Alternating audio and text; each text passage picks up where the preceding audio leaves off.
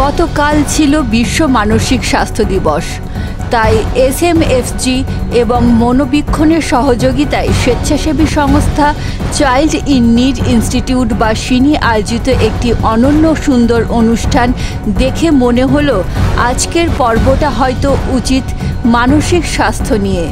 সত্যি বলতে কি, বহরমপুর কালেক্টরেট ক্লাবের সভাঘরে এমন অনুষ্ঠানে উপস্থিত হওয়ার আগে পর্যন্ত মনোবিদ, মনোরোগ বিশেষজ্ঞ বা সাইকোলজিস্ট আর সাইকিয়াট্রিস্ট কি বা কেন এবং কতটাই দরকার, কজন ঠিকঠাক বুঝতেন সংশয় রয়েছে। আগেকার প্রজন্মে তো সাইকোলজি স্পেলিং মিস্টেক যাতে না হয় পিসি চলযাই ফর্মুলা ছিল, কিন্তু ওই মনোবিদ বা মনোরোগ বিশেষজ্ঞের কাছে গেলেই যে পাগল নয়, সেই ভুল শোধরানোর উপায় বা পথ কেউ দেখায়নি। সিনির এমন সময়োপযোগী উদযাপনের আগে দর্শক শ্রোতারাও ভাবেননি হয়তোবা, যেটা সাধারণত হয়ে থাকে মূল বক্তার বক্তব্য পরিবেশনের পরে বাকিদের কথা শোনার লোক থাকে না। এখানে মূল বক্তা ছিলেন একদিকে সুগায়িকা, অন্যদিকে সুবক্তা এবং লেখিকা ডক্টর অরুণিমা চ্যাটার্জি। তার বক্তব্য এবং দর্শকদের সঙ্গে প্রশ্নোত্তর পর্বের পরেও সভাঘর জুড়ে যারা পিন ড্রপ সাইলেন্স মনোযোগ বলবো না, রিংটোন সাইলেন্স মনোযোগ আকর্ষণ করলেন, তারা হলেন লালবাগ মহকুমা হাসপাতালের মনোবিদ দেবলীনা মুখোপাধ্যায়, আমতলা গ্রামীণ হাসপাতালের অন্বেষা কাউন্সিলের সঞ্চিতা কর্মকার, চাইল্ড হেল্পলাইনের দেবিকা ঘোষাল, ডিসিপিও অর্জুন দত্ত থেকে সিডব্লিউসি চেয়ারপারসন সোমা ভৌমিক। ভুল হতো যদি ইউনিসেফের কনসালটেন্ট দেবর্ষী বন্দ্যোপাধ্যায়ের কথা বাদ যেত, কারণ দেবর্ষী বাবুই সরকারি গাইডলাইন এবং নিজের অভিজ্ঞতা শেয়ার করে জানালেন কেন করোনা পরবর্তীকালে নিজের মনের যত্ন নাও গুরুত্বপূর্ণ, কেনই বা নতুন প্রজন্ম ইন্টারনেটের হাত ধরে একটা কাল্পনিক জগতে, কৃত্রিম জগতে মুখ লুকোচ্ছে। ঠাকুরদা ঠাকুমা দাদু দিদার আশ্রয় একান্নবর্তী পরিবার অনেক সমস্যা থেকে ছিল রক্ষা কবচ। প্রতিবেদনটি অসম্পূর্ণ হবে যদি না সঞ্চালক তথা সিনির অ্যাসিস্ট্যান্ট ডিরেক্টর জয়ন্ত চৌধুরীর কথা উল্লেখ না করা হয়। তিনি গাঁথলেন বিনি সুতোর মালা। শুরু থেকে শেষ প্রতিধ্বনিত হলো ডক্টর চ্যাটার্জির কথা, যেন হাড় ভাঙলে খোঁজেন অর্থোপেডিক্সের, মন ভাঙলে সেখানে বিরাট সংকট, লেগে যাবে কলঙ্ক, পাগল নাকি। আর দেবলীনা তো পরিষ্কার করেই দিলেন কিভাবে তারা পারিবারিক বন্ধন, বিশ্বাস এবং পারস্পরিক সহযোগিতা কিংবা কেউ কাউকে ফাঁকি দিয়ে কিভাবে নিজেই পড়ে যান বড় ফাঁদে। তবে অর্জুন দত্তের ইতিবাচক কথাই হোক এ পর্বের উপসংহার। সবসময় পজিটিভ ভাবনা এবং কাজে থাকুন। মানসিক স্বাস্থ্য সাফল্য হাতের মুঠোয় আপনার। কিছু তার ভালো লাগছে না, তাই তার এত রাগ, তাই তার এত অ্যাগ্রেসিভনেস। সে নিজেকে কোথায় প্লেস করবে সেটাই বুঝতে পারছে না। সে বাবার মতো হবে না মায়ের মতো হবে, নাকি বন্ধুদের মতো হবে, নাকি টিচারের মতো হবে। সে কে, হু অ্যাম আই? এই যে আইডেন্টিটি ক্রাইসিস, এই আইডেন্টিটি ক্রাইসিসটা ভীষণ টিপিক্যাল অফ লেট অ্যাডোলেসেন্স বা এনি অ্যাডোলেসেন্ট এজ গ্রুপ।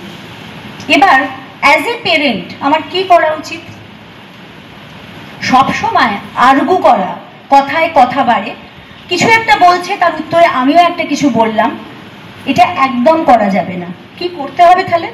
হচ্ছে যে তার মনে তার যা কিছু সমস্যা সেটা নিয়ে খুব চিন্তা আছে, ভয় আছে, এবং সে ভাবছে যে আমি আমার বাবাকে বা মাকে এই সব কিছু বললে ওরা আমাকে জাজ করবে না তো, ওরা আমাকে ক্রিটিসাইজ করবে না তো, ওরা আমাকে সাইকিয়াট্রিস্টের কাছে নিয়ে যাবে না তো। আচ্ছা, সাইকিয়াট্রিস্টের কাছে নিয়ে যাওয়াতে এত ভয় কেন? স্টিগমা, এই কথাটা মনে রাখবেন। Stigma, what is stigma? Stigma মানে হচ্ছে সাইকিয়াট্রিক ইলনেসকে লোকে পাগল ভেবে নেয়, যেটা আমি আমার বক্তব্যের শুরুতেই বললাম। এবং সেজন্যে অ্যাডোলেসেন্ট এজ গ্রুপ, যাদের বয়স অনেক কম, দুনিয়া যারা দেখেনি, যাদের মধ্যে অ্যাওয়ারনেস নেই, সাধারণ বড় মানুষদের মধ্যেই অ্যাওয়ারনেস নেই, অ্যাডোলেসেন্ট এজ গ্রুপে কোত্থেকে আসবে? সে ভাবছে আচ্ছা আমাকে যদি মনোবীক্ষণে নিয়ে যায়, আমাকে টিপিক্যাল এই কথা অনেকে বলেছে, আপনাদের এখানে তো অনেক পেশেন্ট, অনেক ওয়েট করতে হয়, আমার খুব ভয় লাগে জানেন তো। পিপল হ্যাভিং মানসিক রোগের ডাক্তারকে দেখাতে গেছে, সেখানে বসে আছে, সেটা তার কাছে এতটা স্টিগমাটাইজিং।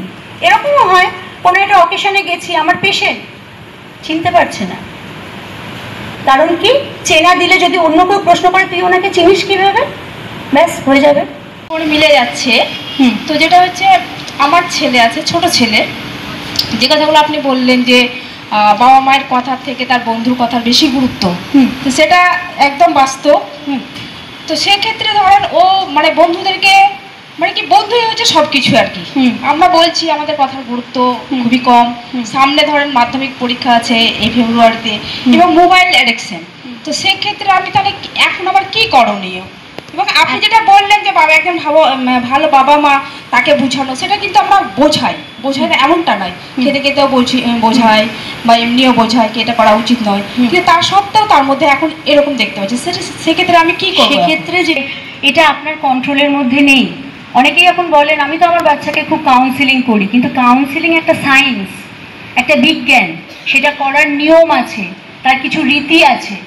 সেজন্য যে বাচ্চা স্মার্টফোন অ্যাডিক্টেড, যে বাচ্চা কথা শুনছে না, একটা তো নর্মাল ভ্যারাইটি যেটা, সেটা হচ্ছে যে বয়ঃসন্ধিক্ষণে বাবা মায়ের থেকে বাচ্চারা বেশি তার সেম এজ গ্রুপের বন্ধুদের ইম্পর্টেন্স দেয়, কিন্তু সেখানেও একটা লিমিট আছে। যদি আপনি দেখছেন আপনার পয়সা চুরি করে সে বন্ধুদের রেস্টুরেন্টে খাওয়াচ্ছে, কোনো রকম নেশায় আসক্ত হয়ে পড়ছে, তাহলে অবশ্যই আপনাকে মেন্টাল হেলথ প্রফেশনালের সাথে যোগাযোগ করতে হবে। তাকে বোঝানোটা শুধু আপনারা পারবেন না, এবং আপনারা যখন এই ধরনের প্রবলেম ফেস করবেন তখন আপনারা কিভাবে রিয়্যাক্ট করবেন সেটাও কিন্তু সাইকোলজিস্ট আপনাকে শেখাবে। সেটারও একটা সায়েন্টিফিক প্রসেস আছে, যেটাকে আমরা বলি পেরেন্ট ম্যানেজমেন্ট ট্রেনিং। আপনি পারবেন না, এই অবস্থায় যখন চলে গেছে, তার ফেব্রুয়ারিতে মাধ্যমিক, তাও সে স্মার্টফোনে অ্যাডিক্টেড, তাও সে শুধুমাত্র বন্ধুদের কথা শুনছে, নিজের পড়াশোনাকে ভুলে গিয়ে, তার মানে কিন্তু সে মেন্টাল হেলথ প্রবলেমে আছে। আমাদের মধ্যে অনেক বিষয় রয়েছে। আজকে দেখুন 13-14 বছর বয়সটা এমন, এই সময় অনেক পরিবর্তন দেখা যায়, তোমরা জানো। আর আজকের দিনে সোশ্যাল মিডিয়ার যে প্রকোপটা আসছে, সবার কাছে স্মার্টফোন তো থাকবেই। আর আজকের দিনে সোশ্যাল মিডিয়াতে ধরে নাও ফেসবুক রয়েছে, ইনস্টাগ্রাম রয়েছে। ইনস্টাগ্রামে আজকের দিনে দেখবে একটা খুব কমন একটা প্র্যাকটিস হচ্ছে রিল বানানো, রিল বানিয়ে রিল ছাড়া। ঠিক আছে, কেন কি ওটা একটা রিল বানিয়ে আমার কত ফলোয়ার্স হলো, এই বিষয়টার উপর কিন্তু আমরা পাগলের মতো পড়ে থাকি, যারা আমরা এই স্কুল বয়স 13 থেকে 18-র মধ্যে পড়েছি, যে আমার এতগুলো লাইক এলো। ঠিক আছে, এটা নিয়ে রীতিমতো দেখি যে এটা নিয়ে লোকে বাচ্চারা এটাতে মানে সবসময় লেগে রয়েছে। আমাদের প্রচলিত ধারণা ক্রনিক কেসে যাব, 250 বছর ধরে যদি কোনো একটা কেস আমাকে জ্বালাতন করে তবেই আমি যাব। এবং যাব কখন? যখন মোটামুটি 450 জন আমাকে অ্যাডভাইস করবে যে না না এবার না তোমার একটু ডাক্তার দেখানো উচিত, তখন আমি কোথায় যাব? প্রথমে আমি আমার বাড়ির পাশের ডাক্তারের কাছে যাব। তিনি বলবেন কিছুই তো বুঝছি না, তোমার তো সব কিছুই ঠিকঠাক আছে, রিপোর্টও ঠিকঠাক, তাহলে তুমি বরং একজন সাইকিয়াট্রিস্টকে কনসাল্ট করো। তবে এই যে অ্যাডভাইসটা উনি করলেন, এই অ্যাডভাইসটা নেওয়ার পরে আমি অন্তত 3 মাস সময় নেব, কারণ আমার তো স্টিগমা আছে স্ট্রের কাছে যাওয়ার জন্য।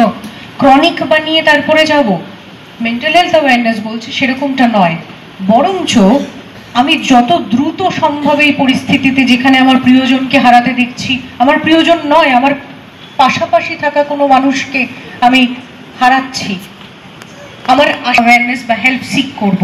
এটা এবছরের থিম।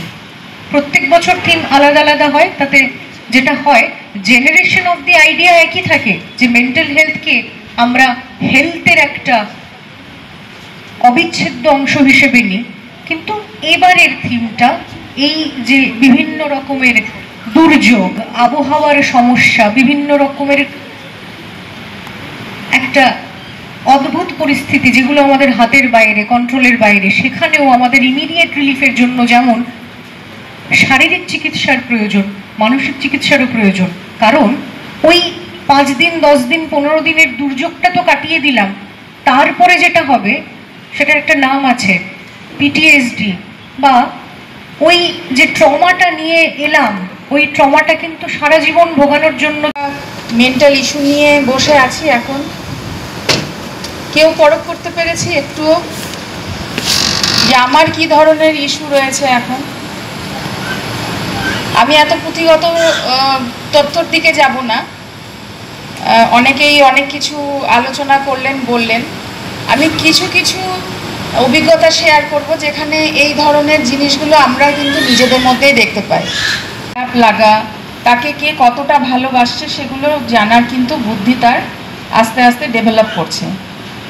এই জন্য আমরা অনেক সময় প্যারেন্টাল কাউন্সিলিং যখন আসে তখন আমরা কাউন্সিলিংয়ে বলি যে আপনার যে ছোট বাচ্চাটি রয়েছে সেই বাচ্চাটির কিন্তু এখনো পর্যন্ত বুদ্ধি হয়নি আপনি তাকে কতটা ভালোবাসছেন, কিন্তু বড় বাচ্চাটি যে রয়েছে তাকে কিন্তু ভালোবাসার জায়গাটা সে বুঝেছে। তাহলে সেই জায়গায় দাঁড়িয়ে আপনাকে বড় বাচ্চাটিকে একটু বেশি কেয়ার নিতে হবে এবং বেশি ভালোবাসতে হবে, বা এই জায়গাটাই তাকে বোঝাতে হবে যে তুমি আমার কাছে কখনোই কিন্তু অর্ধেক জায়গা নও, তুমি আমার কাছে পুরো জায়গাটিই রয়েছে।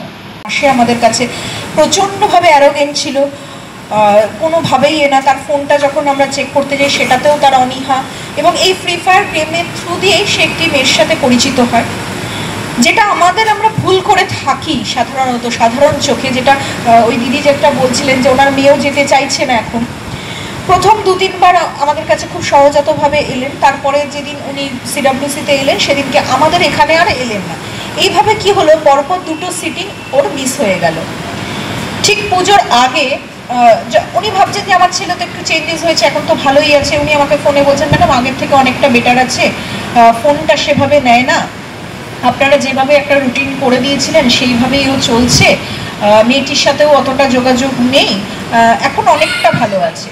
তো তাকে আমি আমার মতো করে বোঝানোর চেষ্টা করলাম, দেখুন ভালো আছে এটা আপনার চোখ দিয়ে আপনি হয়তো ভাবছেন, কিন্তু সে কি আদৌ অতটাই ভালো আছে যেটা আপনি দেখছেন? হয়তো হতে পারে আপনার সামনে সে ততটা ভালো রয়েছে। সে লাভ করেনি এবং তার ফলে সে অপরাধের সাথে যুক্ত হয়ে গেছে, এবং অপরাধের সাথে যুক্ত যেই হয়েছে এবং যে ভিকটিম, অর্থাৎ victim of child sexual abuse, child marriage, যাই হোক না কেন, এই দুটোকেই কিন্তু আমরা মানে সমান চোখে দেখি।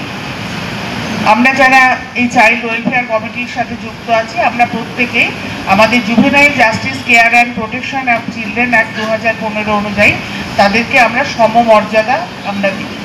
আমরা মনে করি যে বাচ্চার একটা এমন অবস্থা আসুক যে অবস্থার মাধ্যমে সে যদি অপরাধের সাথে যুক্ত হয়ে যায় বা ভিকটিম যদি হয়ে যায়, তাহলে সে যাতে আবার সমাজের মূল স্রোতে ফিরতে পারে, এবং এই সমাজের মূল স্রোতে ফিরে সে অপরাধী হওয়ার আগের অবস্থায় সে ফিরতে পারে। আর যে ভিকটিম হয়েছে, অর্থাৎ যে নির্যাতিতা হয়েছে, সে যাতে আবার স্কুলে ভর্তি হতে পারে, আবার সরকারের যে ধরনের পরিষেবা আছে সেগুলো তারা লাভ করতে পারে।